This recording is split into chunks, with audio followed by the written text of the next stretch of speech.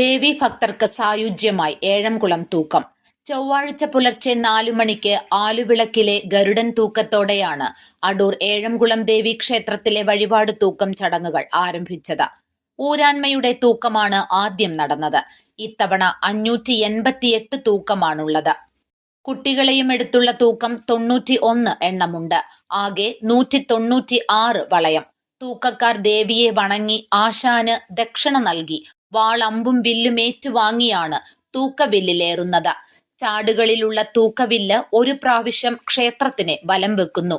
തൂക്കവില്ലിൽ നിന്നിറങ്ങിയ തൂക്കക്കാർ ആശാന്മാരുടെ കൂടെ ക്ഷേത്രത്തിന് വലം വെക്കും. ഈ സമയം ആശാന്മാരുടെ കീഴിൽ പരിശീലിച്ച തൂക്കപ്പയറ്റുമുറകൾ ചെയ്താണ് അവർ പോകുന്നത്. 2 കരപ്പുറങ്ങളിലുമായിട്ടുള്ള 10 മുറികളിൽ ജനിച്ചവർക്ക് മാത്രമേ തൂക്കവില്ലിലേറാൻ ആചാരപ്രകാരം സാധിക്കുകയുള്ളൂ.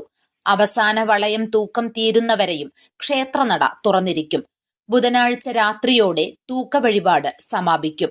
ഒറ്റ ആഞ്ഞിലിത്തടിയിൽ തീർത്ത 30 അടിയോളം നീളമുള്ളതാണ് തൂക്കവില്ല്.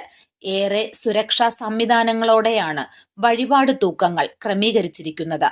തൂക്കവില്ലിൽ തൂങ്ങും മുമ്പ് തൂക്കക്കാർക്കായി വൈദ്യപരിശോധന സംവിധാനം ക്ഷേത്ര ഭരണസമിതി ഒരുക്കിയിട്ടുണ്ട്. കുട്ടികളെയും എടുത്തുകൊണ്ടുള്ള തൂക്കത്തിന് സുരക്ഷാ ബെൽറ്റ് ഏർപ്പെടുത്തിയിട്ടുണ്ട്. News bureau, Adoor.